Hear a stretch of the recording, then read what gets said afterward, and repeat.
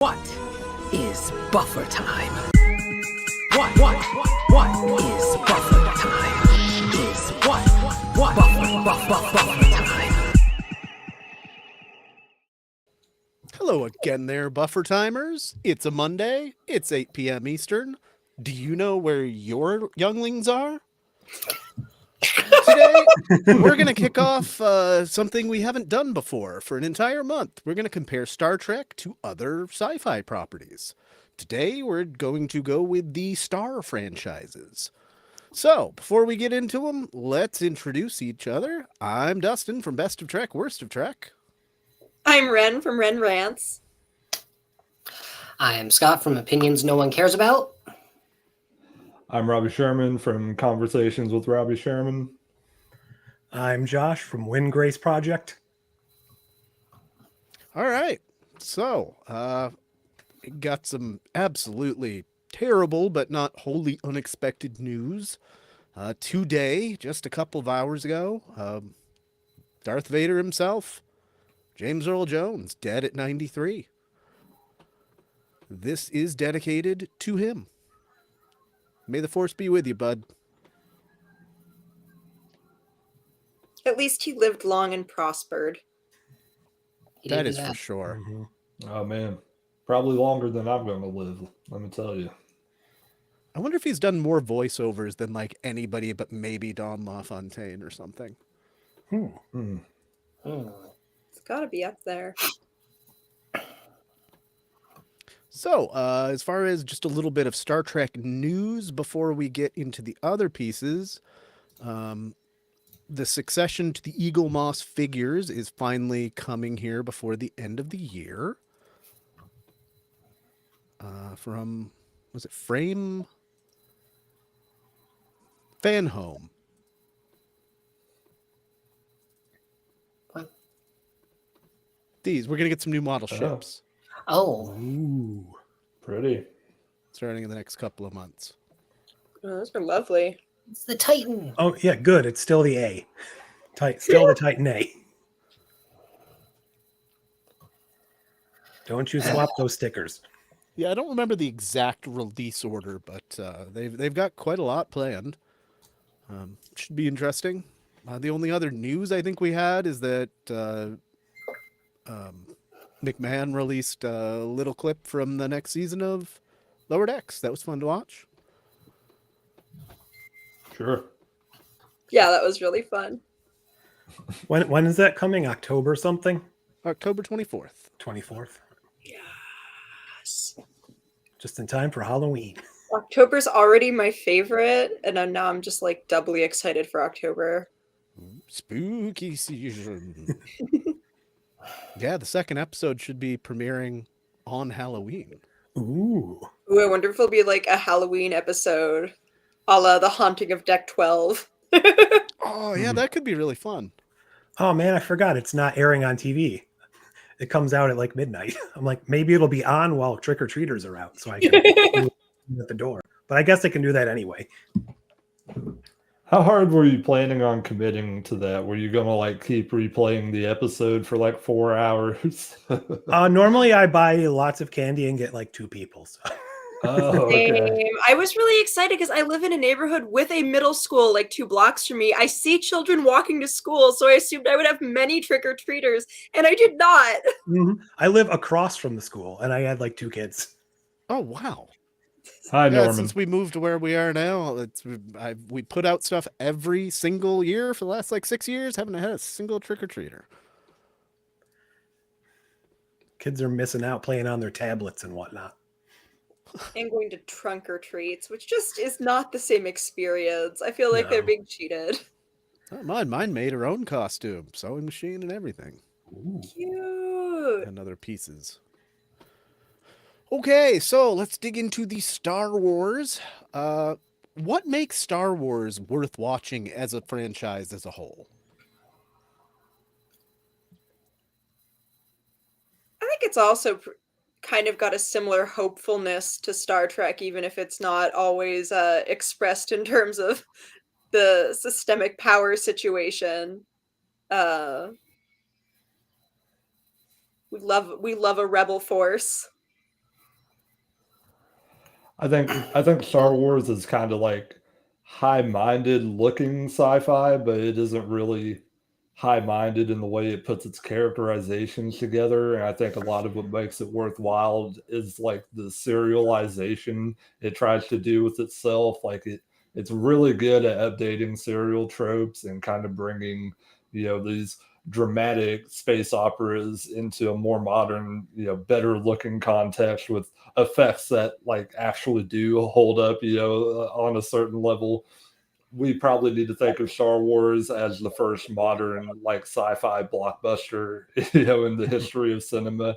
And I think that's really what establishes its identity as a like complete update with a very timely theming around it, because Lucas has talked about it being an allegory for the Vietnam War. The rebels are the Viet Cong, this small force that overtakes a massive empire.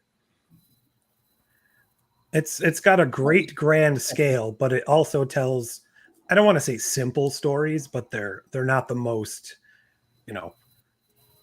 complex They're thing in not the as in-depth. universe.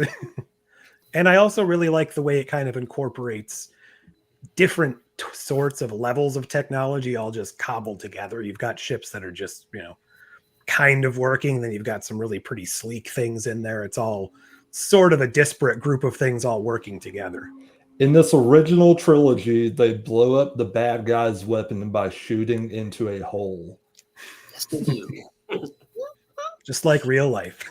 Oh my god. You can solve so many problems like that. One specific Into hole. a hole. I do like the sci-fantasy elements as well, because it is kind of fun how there's Mhm. space wizards. I love a good space wizard.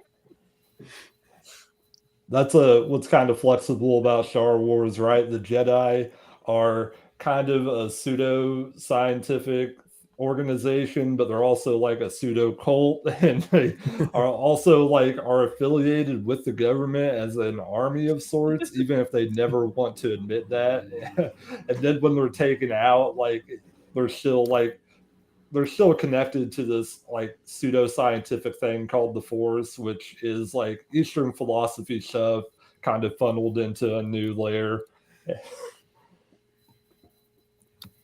I think one of the things that definitely makes it worth watching above a lot of just movies, both old and new, is effects, both practical and CGI.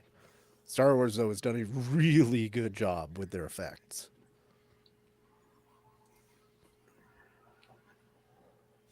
They did such a good job. There's Hey, an argument we Charisse. wouldn't have the Star Trek movies without them. True. We probably wouldn't have Star Trek back again without them if they hadn't really kickstarted the craze again. It's very possible. Or That's the we only might reason. still have Lost in Space going. The Netflix reboot was pretty good. I like the Matt LeBlanc movie, so I can't talk.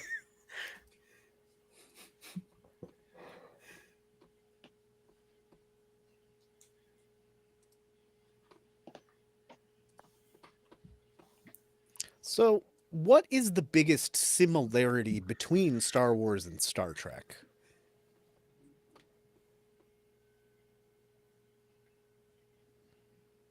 Other than the obviously star in their title, and they both set in space. I feel like it's mostly just the optimism. Like, they're really, really different properties in terms of like how they tell stories. Like, Star Wars tends to have more like chosen one narratives and like very, very focused on individual characters. Whereas like What's up, y'all? Star Trek tends to be a bigger ensemble and much more about just like exploring space, seeing what's out there. Like, I guess they have also some overlap in like space diplomacy, but I feel like the politics in Star Wars kind of has sort of different stakes, it feels like, much more immediate ones a lot of the time. They both try to go for a moral angle, at least in some aspects. I think they're Sometimes pretty left-leaning franchises a good deal of the time.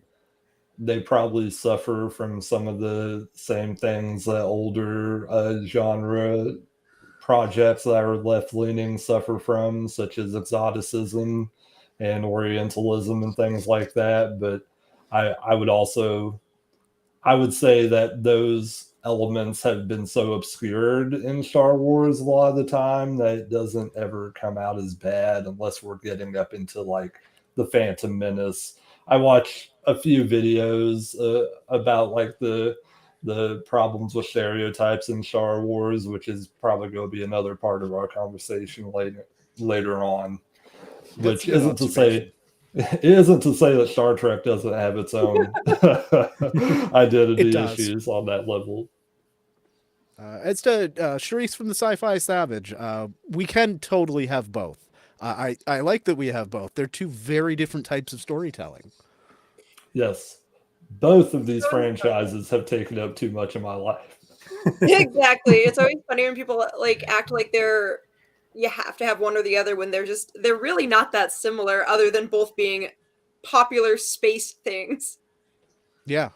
Yeah, like Norman says, one set in not too far from where we are now. Some episodes, as we talked about just before we took a break, we've had a lot of episodes centered right here in 2024 in Star Trek. Meanwhile, the Star Wars is in a galaxy far, far away in the distant past. Unless you read that one comic where Han Solo and Chewie crash on Earth and Chewie becomes Bigfoot. Oh my God. That's awesome. And then Thank you, Indiana Windgrace. Jones finds Han Solo's corpse. Oh my god, What? that's amazing. That's Whoa, that's so freaking meta. awesome. Thank you, Windgrace. That sounds like the dumbest thing I've ever heard in my life. Oh, that's But great. tell me you wouldn't read it. I had no I idea would that read existed. it. I want to read it. would read it. Man, my partner told me that there was like crazy stuff in the expanded universe, but I did not realize the extent of it. Mhm. I think one of the other big things that's a difference is, and it's the nature of how they make the show/movie, is Star Trek a lot of the times hits it and quits it. They deal with the problem and then they're out. Whereas for the most part in Star Wars, you're living in the galaxy and everything's still lingering around after you finish your little section of the story. We were on similarities there. My next question was differences, but Oh. it's all relative. What I noticed in just watching a couple of the movies over again over the last few weeks, one of the biggest differences is that the Star Wars galaxy, it's already basically completely explored. Where Star Trek, it's always about, what's around the next nebula? We don't really know much of the galaxy, and it's not like a settled place. Like you've got the structured Senate in Star Wars and stuff. The other big thing that I've been aware of for a long time as a difference is that type of storytelling. Star Wars is black and white storytelling. You got good versus evil. You know the stakes. It's it's pretty self-explanatory. Where Star Trek usually takes a gray area road. A lot of that's because they come from different genre constructs. Like we would probably say Star Trek has a more Campbellian idea. Like they want to have like working class science fiction initially, people who are on the ground floor, like solving somewhat realistic problems for whatever they might be presented in space. Whereas in the serial origin of Star Wars, you're going to get like stories that are continued stories. They're about people's fates and destinies and what will become of them and what life will shape into them. And you get a little bit of that with Star Trek, of course, but there's definitely more finality with that storytelling. I think the biggest difference and the thing that's always frustrated me about Star Wars, and Star Wars was my first love. It's the thing that got me into science fiction as a kid. I loved it. I was obsessed with it. But then when I got to, young adulthood and I experienced Star Trek, the biggest difference to me is that the Force really mandates way too much in Star Wars. It's always a constant fight between a balance of bad guys and good guys in a middle gray area. It's like nothing that Luke really did in The New Hope in that trilogy matters at all, because I know in the future it's just going to be another disruption in the balance of the Force, and the bad guys are going to get some leverage again and make the galaxy kind of bad, and that's going to force the good guys to rebel. And with Star Wars, everything that happens in it is a real canon event. Like the destruction of Romulus at this point is real. It affects things. In the Discovery timeline, it turned into Navarre. Like everything that happens in Star Trek affects other aspects of the show. But in Star Wars, it's really just like, okay, Luke and them are going to defeat the Emperor and we're going to restore balance. But they really did fuck all, and they didn't do anything with that balance. And in 60, 70 years' time, the balance is just going to be disrupted again. And now we're exploring even new points of the timeline in like the Acolyte, where we have this older, it's not the Old Republic, it's like the High Republic, it's called. And it's just another instance where the Jedi have a reign and a balance on the Force, but then there's this disruptive entity. And it's just constant spamming of that in Star Wars, where I felt like Star Trek, everything actually affects the canon. So as we're going to get to in a couple of weeks, Gannon, you're saying it's a lot like Battlestar Galactica in like, oh, this happened before and it's going to happen again. Yeah, no, like everything. Yeah, it's a repetitive entity. It's like a story told over and over again in different points of the timeline with different landscapes. I think it's also one of the big mistakes of like modern Star Wars is how much time they spend on the Jedi, because they just, it's like the same problem that Rings of Power has by spending too much time on the elves. They're just they're too world breaky if you look at them up close and like center everything around them. They're so much better as like a smaller presence.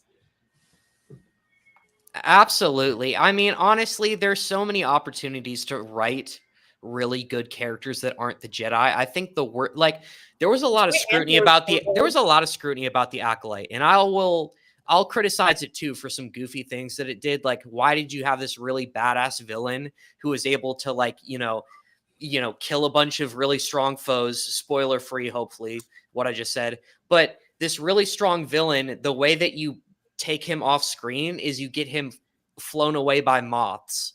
Like, this guy can kill like 7 Jedi, but he can't deal with moths in a forest. And those moths carry him off for 10 hours until daylight. Are you kidding me? But like, I still thought the show was entertaining. The biggest bag fumble I've ever seen of all time was, how can you take a character so beloved as Boba Fett and make a terrible show? Boba Fett was the worst show I've ever seen, ever. Oh, wow. I'm sorry, is the worst Star Wars production ever. Nothing they have ever made is as worse or as boring as the Boba Fett show. Boba Fett was sleeping in a Bacta tank in this Wookiee bounty hunter from Canon Legends who's supposed to be able to kill and spar with Jedi, couldn't kill him in his sleep. This is the worst show I've ever seen. What in the hell is this show? I forgot I had watched this until literally just now. Like, he's the most, like, when I was growing up as a kid, Mando. this guy had like 20 minutes of screen time and he was still everybody's favorite character. Like, everybody wanted Lego Boba Fett. And you take such an easy fucking character and you give me this pile of trash? What are you doing? And also, something that's so corny about the show too is that they created these weird mod characters and they had them. Oh my god! They had them like gliding around on pristine ass like motor scooters in the middle of dirt poor ass Tatooine, which is supposed to be like a grunge state. New Star Wars needs more grit, like literally more dirt on the costumes. Like that's why I hate like different directors and different writers with every episode in some of these like live action dramas, is because like they had some different director who was like, yeah, instead of like actually focusing on Boba Fett, I'm going to take half the script and dedicate it to the mods, which is supposed to be disability representation, obviously. But there's so much of that in Star Wars already. There's so many disabled characters who have their arms cut off. Like, these mods are nothing different from what I've seen before. Why are they riding around on pristine scooters in the middle of Tatooine? This is a poor Lone Star grunge state that even like 60 years from now, Rey is going to be scrapping for her life through broken down AT-ATs. Like, dude, I'm sorry, the Boba Fett show actually gets me passionate. It's so bad. Oh my god! Why would he? All right. Why would he? Sorry, last 10 seconds, Dustin. Why would he drive his effing Slave One back to the mouth of the fucking thing that he escaped? Like he almost died from, and he almost got eaten by it again. How'd you do that? Oh, I we're talking hate Book this of Boba show. Fett, aren't we? Yes, it's the Yeah. worst show I've ever seen. I'm Thanks for sorry. catching up, Scott. I'm sorry. It made me so No, it's fine. passionate. Silly show. No, it's like Yeah. I I'm couldn't gonna even say finish it. Like somehow the beginning of it, like somehow my disbelief got totally unsuspended when he's crawling out of the Sarlacc pit. And for the first time, I was thinking, wait a minute. If he's on Tatooine, why isn't he casting two shadows? And somehow that just took me out of the whole show. First time I thought that in the history of Star Wars. Interesting. I don't think you would have two shadows just because of the way light comes through the atmosphere and stuff anyway. But what I'm going to say about the Book of Boba Fett, I was bored at first with the whole like, oh, I'm training with the Sand People. How many episodes can we do this? 3? Oh, okay, great. Well, once they got by that, it was at least okay. There's some good pieces of canon and lore for Star Wars, but ultimately, I agree with you, Gannon. It is kind of boring. For me, it was just really forgettable. Like I legit did not remember watching it. I forgot it existed. Yeah, it's I just a side remember quest you have to take for Fight Mandalorian. with a dog. thing. Yeah, and also the Mandalorian stole the damn show from him for like a quarter of it. Like this isn't a Boba Fett show at all. It is the worst thing they've ever made. And isn't Danny Trejo in it randomly for like 5 minutes? That's like exactly when I stopped when he's going If on he- about proper Rancor care. Yeah. Oh, he's the Rancor carrier. Yeah, that was actually kind of cool though. The only thing I have to say about the Book of Boba Fett is that Dances with Wolves put me to sleep when I was a child, and the Book of Boba Fett put me to sleep when I was an adult. Equally fair. Yeah, I guess let's just do short little blurbs about what we think about some of the series. How about Andor? You guys feel I about love Andor? Andor. Solid. Andor's I really haven't good. finished Really it, but good. everybody who watches it's it like says it's really good. Good because it doesn't focus on the Jedi. It explores much more interesting parts of Star Wars that tend to be underexplored. We get to see way more of like the on the ground rebellion for like the working class average Joes, and it's really cool and so well done. There is an argument that can be made. It's like a really decent show, but centered mainly around 3 major set pieces.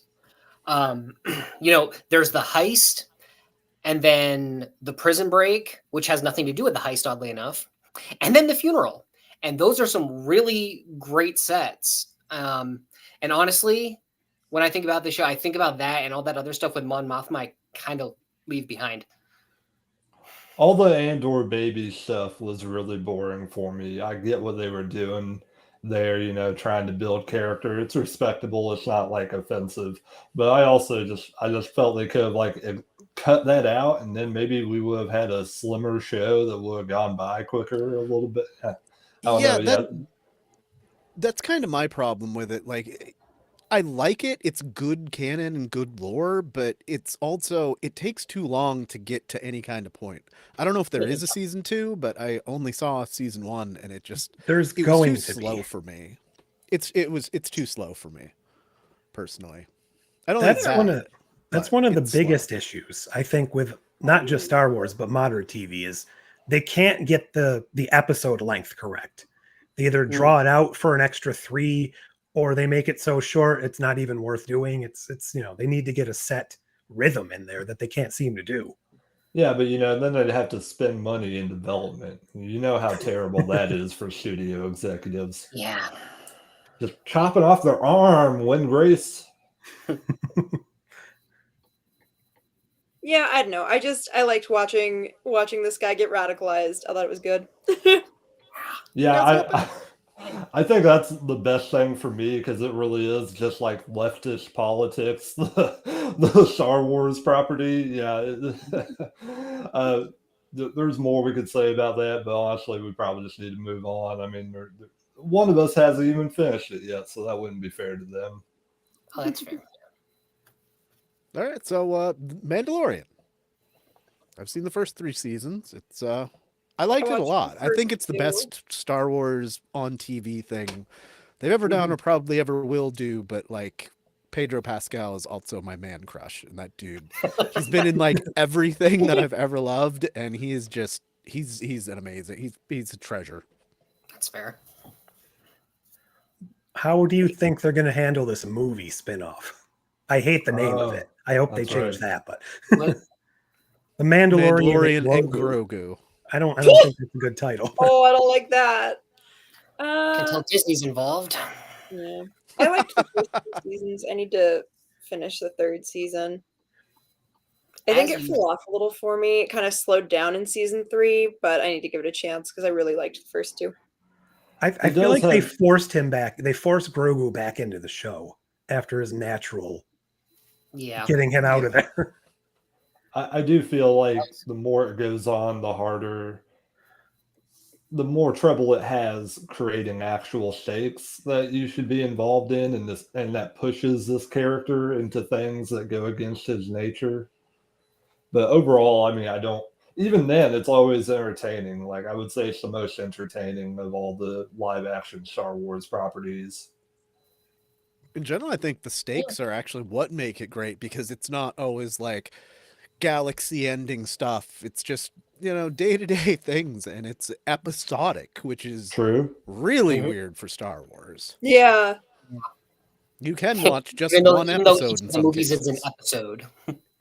How do we feel about like the actual Mandalorians and like watching them? Because I think that's where some of the slower parts of the season are, and I think like they're not necessarily interesting in their rituals and all that stuff. Like some of that feels I a agree. little Their whole like forced. religion and their tenets and I don't stuff. care I'm just about like, it. yeah, whatever. Yeah. Yeah.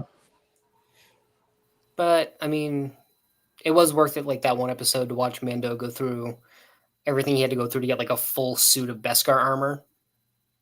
And just change up his look. That was really cool. Yeah, I agree.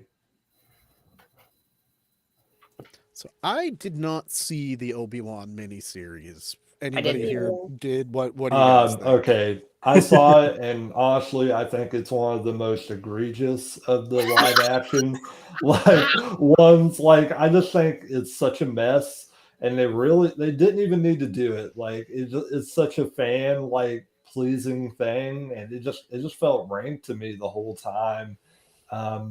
And I could only make myself watch it the first time through.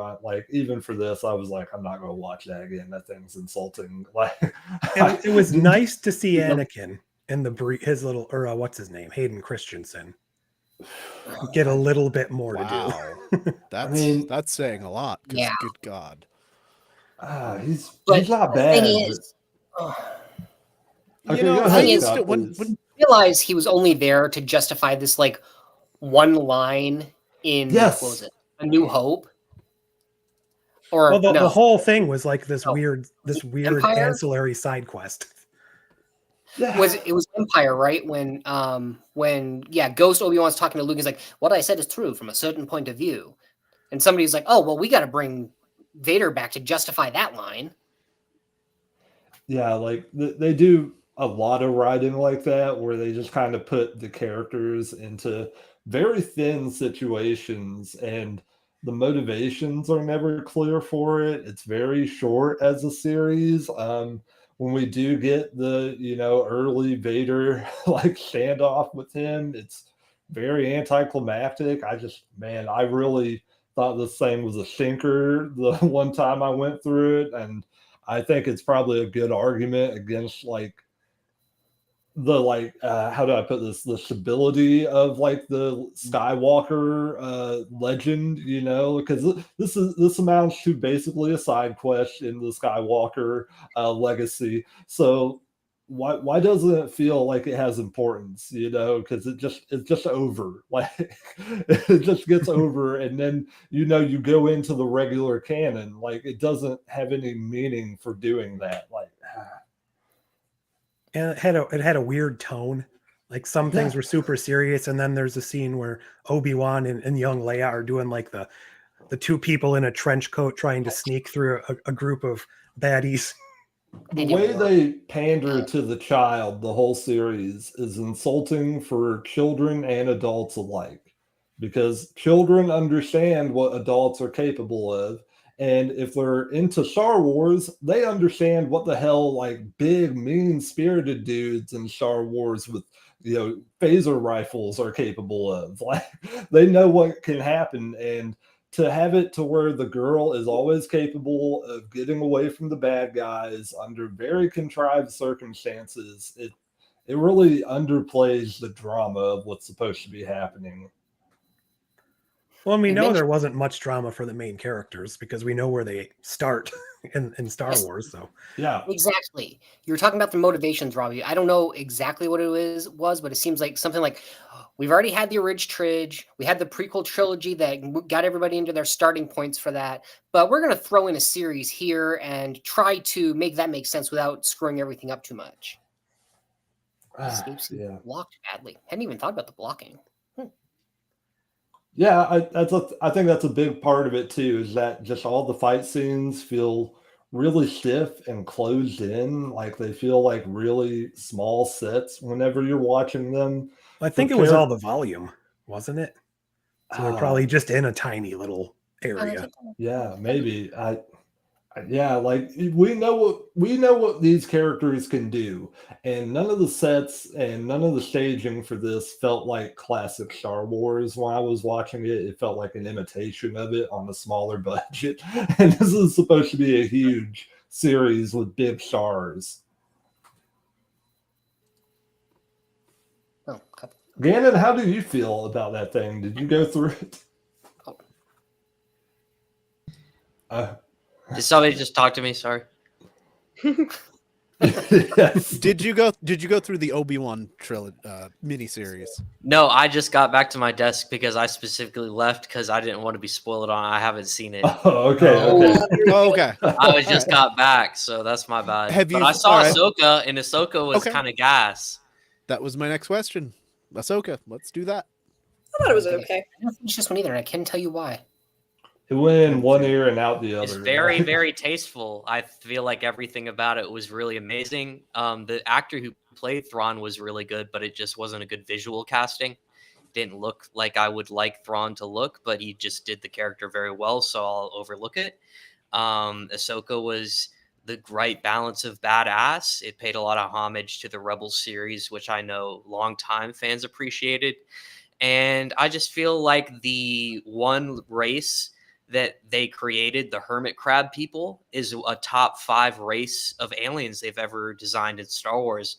And it preaches classic Star Wars when you not only cater to the really good story of what's going on with the more human-like characters, but that you constantly surround them with aliens. Because my biggest complaint in some aspects of Star Wars is when you don't have at least 50% to 75% of the surrounding characters be aliens, because the original trilogy and also the expanded trilogy, I think, teach us the most that humans, aside from large clone armies and stormtroopers, should be a minority in Star Wars. Most of the people in Star Wars are aliens.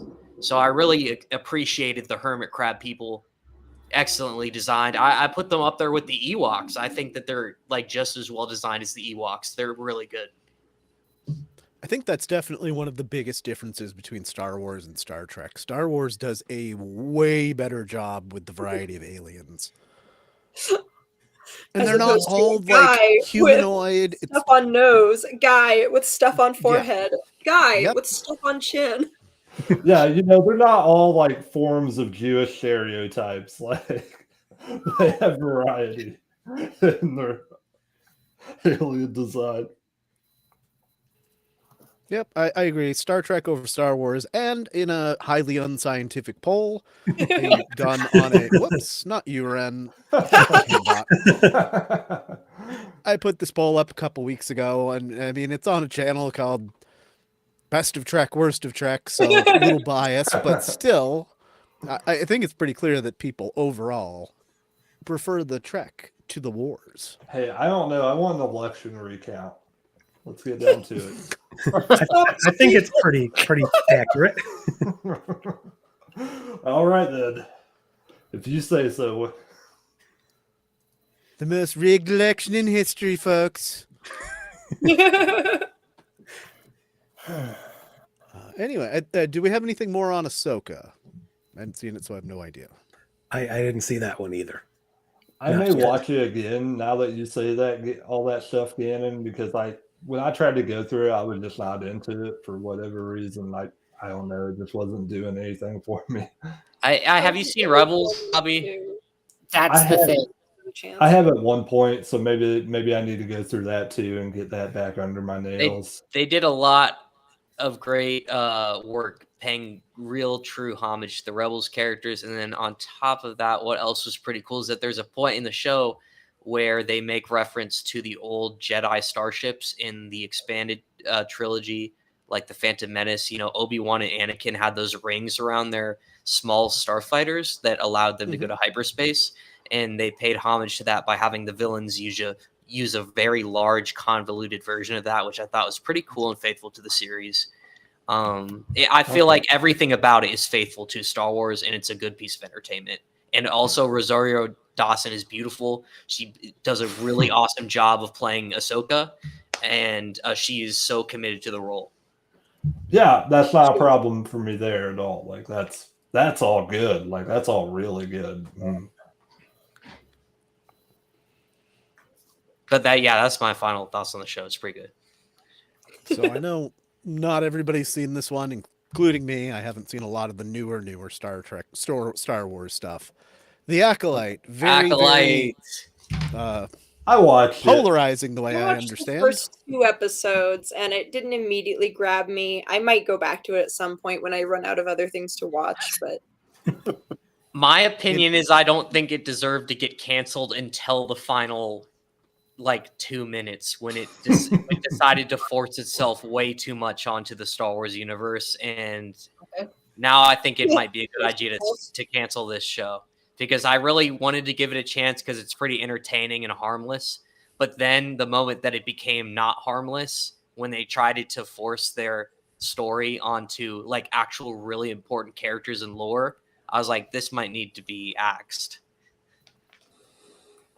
I've been kind of cut off from lore concerns for a long time. So, hey, yeah. So I just didn't really, I didn't have any of that stuff going through my head when I was watching it. And I basically just thought it was an okay piece of entertainment that didn't seem as expensive as it actually was. I still thought it was blocked pretty well and everything was very well done on a choreography level.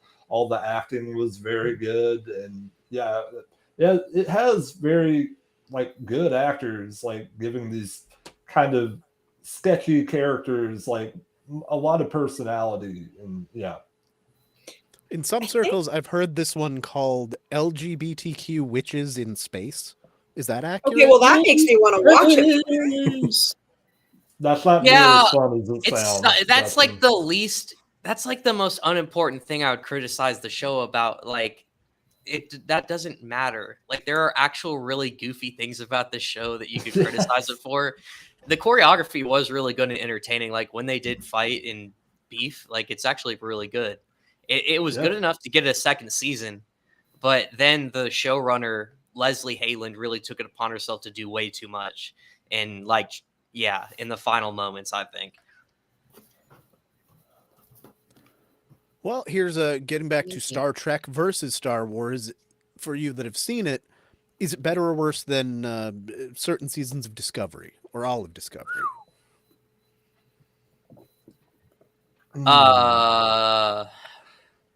Yeah. I mean, I finished Maybe the last Discovery. All right. At least you finished it. That's something.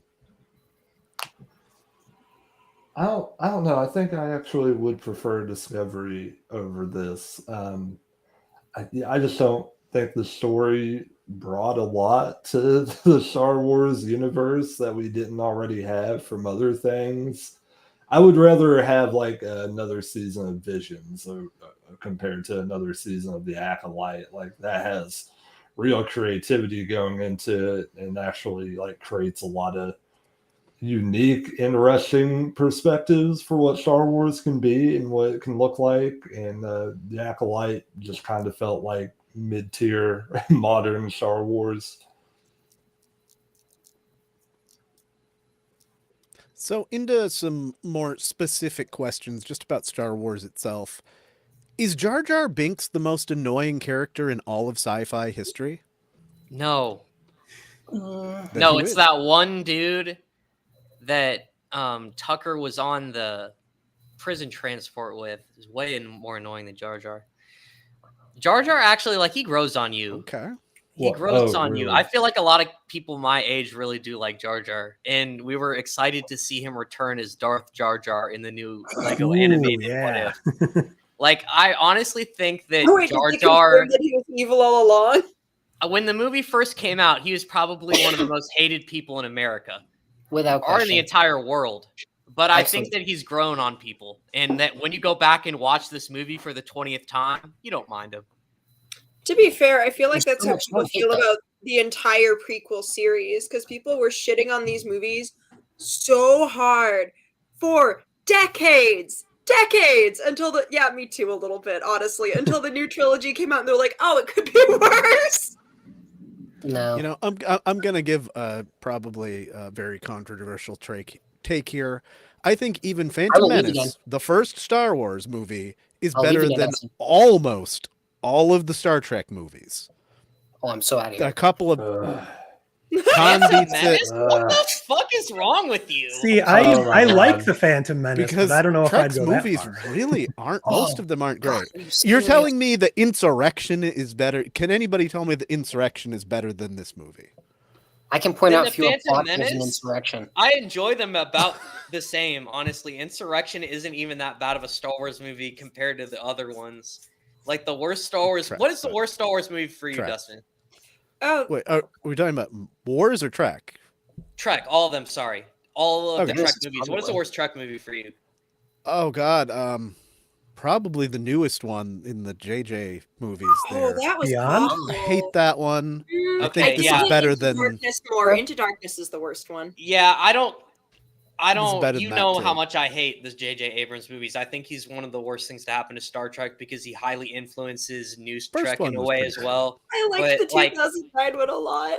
out of all of the Star Trek movies, I think the most boring piece of garbage I've ever seen is The Search for Spock. Ooh. Like, I would Really? rather watch Wow. the That's a hot watch take. the first one. What is the first one? The motion picture? The Like motion 100. picture. I would watch that 100 times before I I think watch it's called The Search for Spock. 2001: A Space I would watch Odyssey. that to go to sleep. Me drinking out of my commemorative seriously- Search for Spock cup. Oh fuck yeah! That is the most Everyone boring that movie we I've ever seen. Come Just on. You mentioned sat, is you sat this- through this the movie's first better. Star Trek movie. He is not- And you still not think good. 3. All right, so here within the Star Wars Oh, no. universe, is the Phantom Menace? Is there any one of the sequel trilogy that's better than this? I I- definitely don't think so. The Though. I would like to, my I liked the controversial first opinion is that one. The Last Jedi is like a good movie, but it's the worst Star Wars movie ever made. Like, I actually had fun seeing it in the theaters because, like, visually and a lot of stuff that happens is pretty cool, but the story and the events are terrible. Like, it's probably the worst Star Wars movie. That's interesting. I would probably have more fun watching maybe like the second or third one than the Search for Spock. Search for Spock is so boring. I can't sit through the whole thing. I liked The Force Awakens. I thought it was pretty good, and I think I enjoyed that a lot more. But I did hate The Rise of Skywalker so much Yeah. that it kind of like it's hard for me to like elevate any of the movies in that trilogy above anything in the previous two trilogies. Yeah, I've said it before. Say what you will about the Rise of Skywalker or about the sequel trilogy. The Rise of Skywalker is part of it. Yeah, I think it's that out of the three, that's definitely the most decent one, for sure. The sequel trilogy did not have Pizza Hut toys. So That's I what they got were a wrong. Pizza Hut toy before I saw the Phantom Menace. So that obviously picked it up a notch for me. Oh my gosh. All right, so within just the Star Wars franchise, which is the best movie? Empire. Empire Strikes Back. That's not even a question. That know, used to be my answer too. I It kind of. used to be. It was What really I'm a changed sucker you? for Better just than the original. the original entry. I really liked A New Hope. The Empire Strikes Back is the best Star Wars film of all time. This guy gets I'll it. leave it to the bigger Star Wars fans. I mean, this is Now- the argument people have been having for decades. Ooh, Rogue So- One is really Yeah, good. That's I bring this That's up because up there. this That's this is my fair. favorite. That's I definitely think It's it's the the not best even of in the the main modern ones canon. by far. It takes it outside the realm of the typical, as far as Jedi's doing everything. Yeah. This it's is what Yeah. I want to see for Star Trek. Almost every Star Trek movie is just a cash grab that does not matter to us as fans. It's only Yeah. for the benefits of the studio. I want them to do a movie like this where you just take a little piece of backstory that we already know and expand upon it greatly. Yeah, that would be sick. Yeah. I They really don't cuddle like. inside a wampa in that movie. It's not as good. Hmm. They don't use a wampa, or no, it's not a wampa. What is it? Tauntaun. Tauntaun. Tauntaun. Thank you. They don't use a tauntaun as a sleeping bag in that one, so it's not as good. But George Lucas could edit it to Empire's add that definitely in. the second best for me. Oh, please no. Can I bring up what I think is actually the worst Star Wars movie? Yes, you can. The CGI Clone Wars that Oh, they yeah. put out as No. like a little pilot for the like TV Clone Wars series, and it's basically just a big animation test for what they're going to do in that show, and whatever happens in that movie doesn't matter in continuity at all. It has way too much of that droid humor that they didn't really figure out how to time properly and make really funny. So a good portion of that movie will drive you insane with the way those droids talk endlessly. I don't remember enough about it aside from they had to rescue a baby hut or something. Oh yeah, yeah. I was a child when it was in theaters, and I saw it with my dad. And I remember, like, okay, I was bored as hell during the second prequel trilogy, but I still It's a given, remember Norman. I still remember thinking that movie was useless, and that even as a child who was like fascinated by animation, I liked CGI animation at the time. I just thought that movie had no story that mattered, and the voice acting was subpar. It just felt rushed. It was not good. Like, if your own target audience isn't hitting that, like, what are you doing? I'm glad they figured out the problems in the actual show going forward, because the show Clone Wars, the CGI show, gets pretty good once it gets a little darker and they start getting more complex themes in. Good to see you're loving Andor after the snap.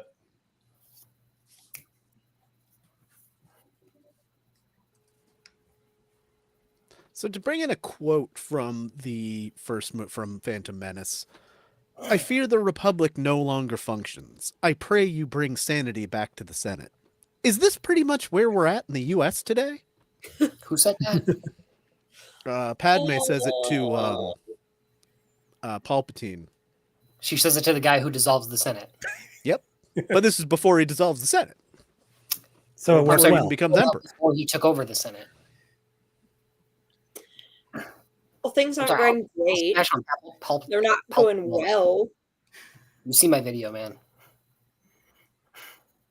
I mean, Trump is that type of despotic leader. Like, I really don't understand the people who don't treat him like just filth, like disgust. I know there are several people in my neck of the woods that think very highly of Trump and think very highly of the things he, in quotes, achieved during his administration, which have all been which anybody who has any real sense of the world knows are bullshit. Like, we didn't have our greatest economic success under Trump. That was fucking nonsense. And with the administration coming back, with him in power, possibly, like, it's horrifying, and it is a genuine reflection of the despotic issues happening in Star Wars. I mean, I think Trump's too dumb to be Palpatine, but to have an actual Yeah, master yeah. dastardly plan. He's Star not Wars playing two villains people. are far Handlers are more smarter. Palpatine than he is. Star Wars villains are far more charismatic and intelligent than anybody in the Trump administration. I would vote Christopher Lee as Dooku in a fucking heartbeat. Oh yeah, he can talk. He can put a sentence together. God damn it! He shed the blood of the Saxon man.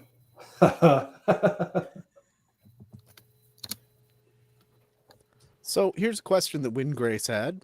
Does Wars belong on TV? And does Trek belong in movies? Low key, it does. Trek really has ceased to truly succeed as a film. Like, what is the most popular Trek film of all time? You think The Wrath of Khan? I think that film is Pretty much. mid. I think that film is mid, and it could have been way better. I feel like the space battle between Kirk and Khan was so Ooh, wow. lame, considering how For smart. the 80s, it's pretty good. What are you doing here? Well, it man? was also dealing No, with a no, it's- significantly reduced budget after the I feel flop. like we of just the heard this first from one. Yeah. someone too. Budget It was also- aside, they could have written it better, man. It was really. Does the pretty lowest budget Star Trek movie ever, adjusted for inflation or not? They made that movie on $20 million. Hey, you know what? I mean, think hats it- off to them. that's- I'm happy everybody likes it, but I just feel like the space battle could have been way better. Like, he's Fine. a genius. He's a conqueror genius. Listen. who didn't understand moving in 3 dimensions. Yeah, but whatever. I'd really like to go to bat here for just a It's second. right there. Go, Robbie. Okay. The themes of that movie are impeccable. The idea to turn it into like a naval type battle situation for Kirk and for him and Khan to be these like incredible naval archetypes is great. Like, I think Nicholas Meyer is perfect in that. And I think he had a brilliant idea. I think there's a lot of things hampering the pace of it and some of the things that could be better about it because it has a significantly reduced budget, but even within those constraints, they did an incredible job. Plus, it gave them characters, or at least some of them an actual character, as opposed to the still trying to be the swashbuckling 60s heroes. They're dealing with their age for the Yes. first time. Yeah, and as far as space battles, personally, I think the one from Khan is probably the best space battle in a movie until we got the third Star Wars movie, where even if you don't like those prequels, that was an The next epic year. fucking opening. Opening. Oh yeah, yeah. Yeah, you drop right into a space battle in the third Revenge I of the can't remember the name Sith. of it. Yes. Oh. You say the third one. I'm thinking Return Yeah, of the I Jedi. thought he meant Jedi too. After Wrath of Khan. 1, 2, 3, yeah, they're numbered. It was almost. Wait, do you know it was almost called Revenge of the Jedi? But talk around Hollywood was that the second Star Wars movie was going to be called The Revenge of Khan, and then everything got changed. And at some point, George Lucas realized, oh, wait a minute, Jedi aren't really into that whole revenge thing. I bet they had a hard afternoon coming up with another word.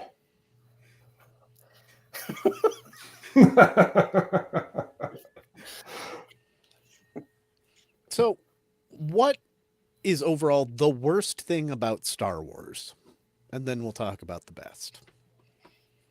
The fans? But yeah, beat me to it. That's the thing we've been kind of talking about all week behind the scenes here about all the franchises. Like, Yeah. is there a fandom that actually likes the shows that they claim to like anymore? I mean, you don't have to like everything, but Oh, let me tell you, those My Little Pony people, they love that crap. I was honestly like most fandoms that are dominated by women are much more like positive about the shows they like. I notice. I feel like a lot of men are not taking the way things are evolving on screen very well, and it is just not great for fandom spaces. Like, if I had $1 for every time I saw the word woke used pejoratively. I would have so much money. I would be rich. I could fund my own Star Trek movies. Like I would like it's crazy. And don't start ripping on My Little Pony. I've never seen it, but I know David Tennant played the Doctor in it, so or a Doctor Pony. John Oh, really? Delancey's in it. Okay. Oh yeah, John Doctor Delancey's in it as For goodness. Discord, I want to say. Yes. Yeah, that's pretty cool. Good for him, honestly. Good for John Delancey. That's a really like He pops up in so many things I wouldn't Yeah. expect him in. When he was in Breaking Bad, I'm like, oh, okay. yeah, what Yeah, an I mean, there's- eclectic resume he has. Yeah, I'm either still in or was in a Facebook group or somebody's like, hey, I'm going to go see John Delancey at a convention. Anybody got any questions? It's like, yeah, you should ask him if Discord from My Little Pony is what happened when Q got bored and decided he wanted to try being a cartoon. All right. I do Discord have a bad was- thing about was a Star cartoon. Wars. I think they are way too obsessed with the Skywalkers and the Palpatines and just Very small galaxy. connecting everything back to these like this very it just makes the galaxy feel very, very, very small. And I think Tatooine, too. Rey would have Yeah. been such an interesting protagonist if she actually came from nowhere, had no important family, just was a random force-sensitive girl on like a filthy garbage planet. Like that's what I wanted. And I think it would have been really good, but they get so hung up in being like, no, this has to be connected to this big mythology. And so then they make these connections that don't actually make any freaking sense at all. And it takes away so much from the story. And I think the obsession with like so many different like chosen one style narratives, I think also ends up being kind of very samey over Totally. time. And I wish there was a little bit more 100 variety. freaking percent. We're getting more variety now, but like they could still do more. I think a big Achilles heel that falls into that is a movie like Solo, which is just so blunt and stupid. Like it's insulting to its audience. Like like there are just moments in that movie where they just feed you details that have no interesting presentation. It's just the most it's just the most blunt goddamn thing. It's all about just feeding you these little bits of detail just so that way you'll be like cradled into the story. And you're supposed to be like awed by every one of these details, like how he gets his name Solo, which is just some guard being a dumbass. And Well, like, didn't we saying, need to know "Oh, you're that?" Han Solo. Yeah, that's your name now. Yeah, go ahead. Like it's insulting to a viewer of any kind. And I think a lot of Disney meddling is going to be a big Achilles heel for Star Wars going forward if stuff like this keeps happening, because that movie is basically a truncated production between two different directorial teams. It has like bad cinematography going in and out of different hues depending on what you're doing in it. It's just such a mess. Like, oh, that may be my worst Star Wars movie. Like, whatever's good about it is equally counterplated by how badly it's put together as a presentation. But we needed to know how a parsec was not a unit of measurement time. or of distance, Yeah, but a measure of time. Yeah, and I needed to see Chewie rolling around in mud like looks like shit. That was real good Yeah, for me. God, I It was hate really it. important that we know there's dice were that we didn't really ever see. Yeah. When yeah, I was growing up, it was way easier to navigate Star Wars. Like you just had the movies, and then you just had the extended lore if you wanted to explore it. And there was a lot of extended lore. And now we have all these Oh my fucking gosh. TV shows. But who shot first? You had the Ewok movies. Oh God! You have Wait, to the dig deep animated for ones? those. 'Cause I loved those as a kid. You actually have to dig deep for those because when I was growing up, nobody knew those existed unless some YouTuber I remember taught us. Yes. Oh my Wilford God. Brimley was in one, They're right? so cute. I would put those above Solo for pure entertainment value, let me tell you. I love that. I love those movies. They're really good. They're really fun. Has Yeah. anybody seen the droids one from the 80s? That show? The with- A cartoon. long Yes. time ago. Yes, I have Yeah. seen I it. saw a few episodes as a kid, and I was like, "What the fuck is this?" I kind of like it and I kind of don't. Like, I like it as a Saturday morning cartoon. I don't like it as a Star Wars product. Yes, I totally saw that. I had to look it up. I had like VHS tapes that I think had all the episodes on one tape. Wow. It was, yeah, it was spiffy. That's a lot of episodes. I think there's like might- two it might have seasons just of been, that like, show. 2 or 3 then. I Oh, don't okay. remember it super well. I just remembered that it was like movie length. And I had it on Oh, VHS. yeah. So as we hit the 1 hour mark, what's the best thing about Star Wars for you?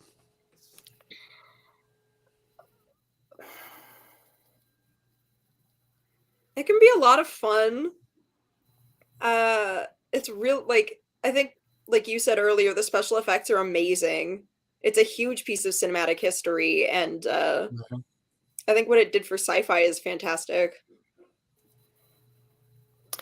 It is infinitely quotable. The original trilogy was telling a really great story. It did kind of drop off at the end.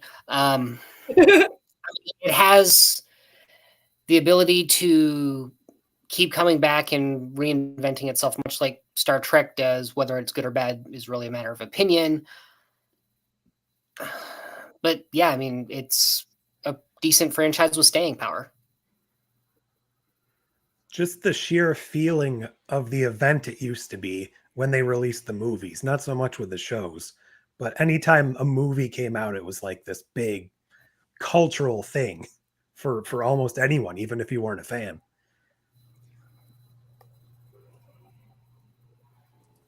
I think it's just that it's so cinematic. It's one of the best movie type movies of, like, not just sci-fi, but all of moviedom. I mean, any it of that kind of makes any sense. invented like what we think of as a big budget sci-fi movie. Like before this movie, there wasn't really anything else out there that people looked at and thought, "Oh, that's a crazy big budget sci-fi movie." Like before then, you had things that were campier and even stuff like Logan's Run before it in the 70s is still pretty campy on its own, and they don't necessarily have incredible design on the same level of Star Wars. And I think that's like its greatest legacy is they kind of invented a type of big budget effects film with a certain amount of like awe in its own reality that wasn't there before.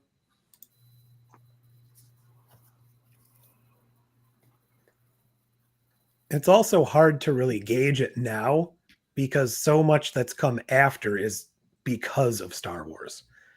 So there's so many other things that wouldn't exist, or at least exist in the same way without it. So it's kind of recreated the world to a certain extent. If you look at the anime world after Star Wars came out, there is so much aping and love for Star Wars in the anime world for, like going into the OVA era that kind of filters out in the mid 90s.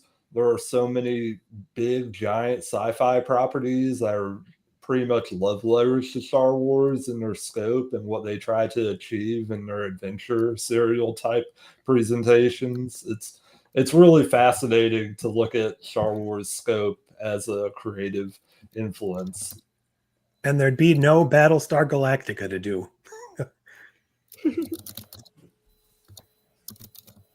That's a good point. I wish there was somewhere to find the original Battlestar right now that I've finished watching all of 04. I thought it was on Amazon. It might not be there anymore. Nope. No? You can rent it on Amazon, Oh, but I ain't paying okay. $1.99 an episode to watch 1979 sci-fi. Absolutely not. What about 1981? I'll send you the files, Dustin. I'll Galactica get them, 80? Yes. I'll get them through quote unquote legitimate means. I can send you the episodes. No, Yeah, I just can't believe that both that and 1980 are each just one season apiece. Well, 1980 is really only one episode that you need to watch. Yeah, and Oh, wow. a good deal of that stuff is not happening in space. Let me tell you, it's a big letdown. Oh, it's like Chips. It's like 1980 Earth motorcycles. Oh my God. All right, so let's do a fun little thing. I don't know how easy this is going to be to do. Let's rank Star Wars as a franchise as a whole out of 10. I'm going to give her a 7.5. It's better than your average franchise, but it also has a lot of very notable problems, even in its good movies. And then the series have been somewhere between unwatchable and pretty good. So 7.5 from me.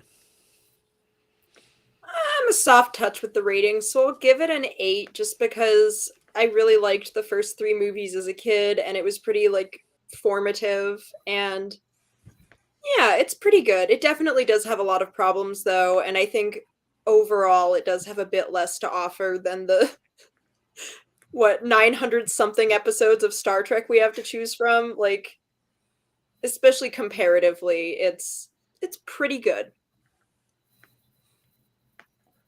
Probably go around a 7. Probably let down a little bit by just the glut we've gotten recently that kind of took away from the mystique just a little bit.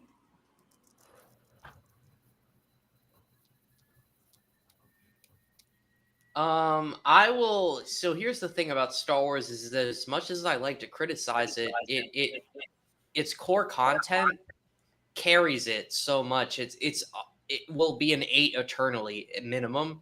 It's one of the most iconic pieces of science fiction, science fantasy ever made. And as much as I enjoy Star Trek, I feel like Star Trek is more of a thought-provoking adult pool of content, and it actually has a constantly changing canon, whereas its competition from Star Wars is a sci fantasy with action that kind of, if we're all going to be completely honest, at its core caters to a child audience. And on top of that, like, as much as I love Star Trek and I firmly believe it's a better show, it's got to be a firm 8 for Star Wars, because Star Wars might always be and will probably be more successful than Star Trek. You know what I mean? Like, it's That's reached fair. a far wider audience. It makes like way more money. It's That's owned true. by Disney and not Paramount, who's garbage. It's actually an asset Also that true. people care about. Star Trek is very niche. We could hardly get 70K views on free episodes on YouTube, compared to Star Wars, where if a AAA Star Wars game or a Star Wars movie or show is coming out, everybody in the country knows about it, and that's clearly not the same with Star Trek. It is a lower barrier to entry for sure. It is more like general purpose for the common man. In some ways, I think Gannon's also right in that it's a lot more inherently like Trek's family friendly, but I don't think it appeals to like all children the way that Star Wars kind of does, in terms of just being such a fantasy story with the lightsabers and the fighting and all of that. So I can definitely see why it draws a wider overall audience. If you go to an average high school, everybody at that high school know and have seen a Star Wars piece of content, but most, like 90 to 95% of them, will have heard of Star Trek but never watched it, and that's the honest truth. Okay. That's sad. That's not quite great. Like, I will bet I all hope at the least money. 20% of high schoolers have seen a Star Trek. No. Like, I will Yeah, bet grandparents. I'll bet most of the money in my bank account that that's the case, and that's the same if I Yeah. was going I to think my you're high right. school like 4 Absolutely. to 5 years ago. Do you know what I mean? Like, Yeah, unfortunately, I do remember would getting like to bullied believe, for liking Star Trek in high school. as much as I The love only Star fact that I Trek, like Star Wars. I would really like to believe that it's a competitor to Star Wars and that a lot of people really know about it. But with all the evidence that I've seen, I think Star Trek in this day and age as a franchise might be a niche compared to Star Wars. Especially now, there's tons of people out there that have no idea they're making more Star Trek right now. Yeah, that's true. Yeah. It does kind of suck at marketing. Go ahead, Scott. I can't go any higher than a 6. This franchise has some really great stuff and does keep it kind of elevated for me, but there's just so much for me that brings it down. Yes, it's basically the prequel trilogy. We will fight about this, I'm sure. I'm willing to allow that, the stuff I haven't seen is probably good. I don't know what it is about me, but I've missed basically everything animated that has to do with Star Wars. And in retrospect, that kind of shocks me, even because I like cartoons. But yeah, just above average in 6. Fair. Go ahead, Robbie. I've listened to everybody talk, and I've been I've been bouncing around between a 7 and an 8. But I think for my own personal experiences, I'm going to nudge it up to an 8 because I feel like growing up, the original trilogy was just so like mind-numbingly awesome. Like there I don't think there has ever really been a science fiction film that comes close in scale and like epic grandeur as the Empire or even the first Star Wars. I know the first Star Wars looks kind of goofy now, but even then I feel like there's just so much rambunctious fun about it, and none of the other movies have quite grasped that like pleasure it takes in its new world it's creating. There's an infectiousness to it.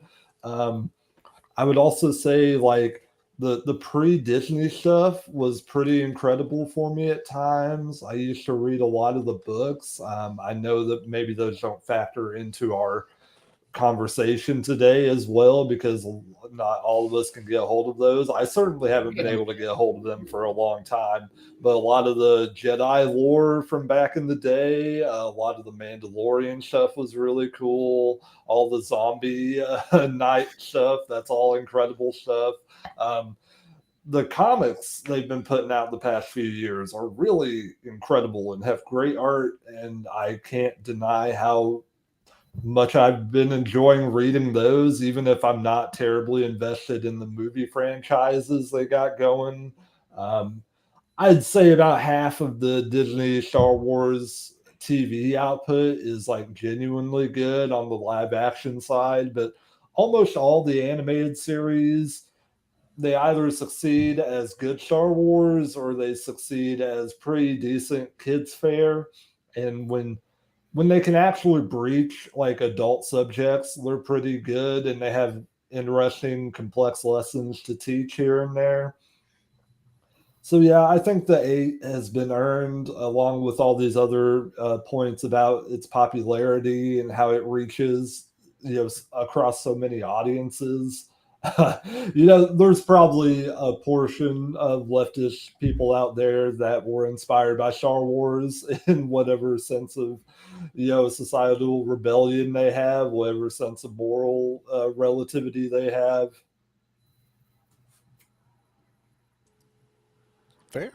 All right. I want to ask one more question before we get out of here. Which is better? New Trek, being everything Discovery and after, or the newer Star Wars TV stuff? New Trek. New Trek. Overall. Yeah, New Trek. At least there's a lot of scenes from New Trek that I like and respect, but the new Star Wars is pitiful, bro. Some of I wouldn't it's go that far, okay, but I think that on balance, even the worst of New Trek, has some great moments and characters and scenes that kind of make it at least worth your time.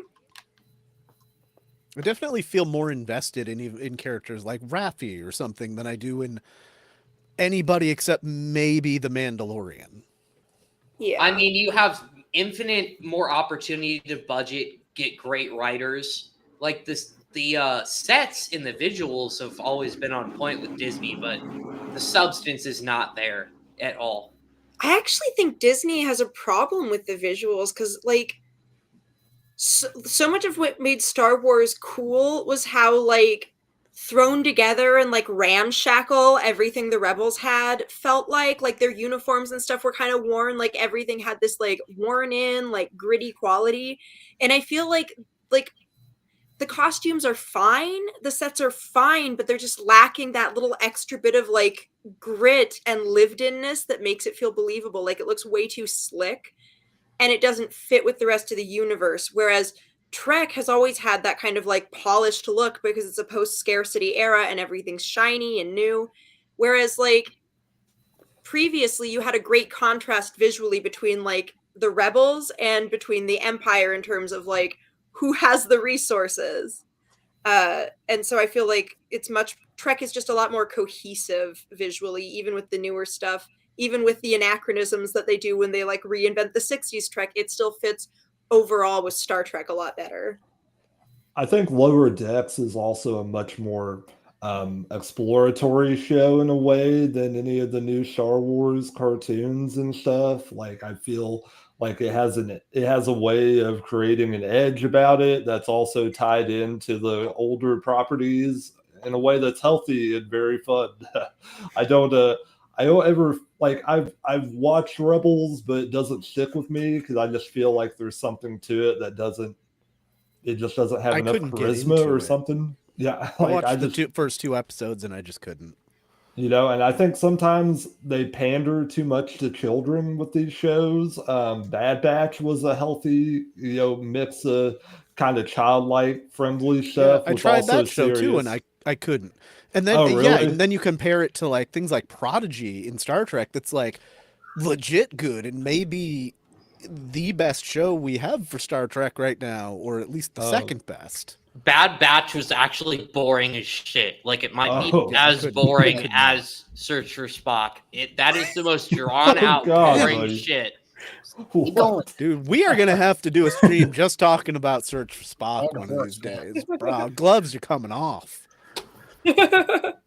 But not until well after we get into that Battlestar Galactica geek out in a couple of weeks that you've been streaming off, Gannon. Okay, let's wrap this thing up. We're over time. Next week, we're going to come back with Quantum Leap, mostly the classic. I'm just starting to watch the new stuff on NBC, which is unfortunately already canceled. I think that's going to be really fun talk for me. That's like my second favorite sci-fi show maybe ever, at least until I saw Battlestar recently, which we're going to get to in 3 weeks. And in 2 weeks, Scott is going to lead us in Doctor Who because I've never seen an episode, but we're going to do a thing.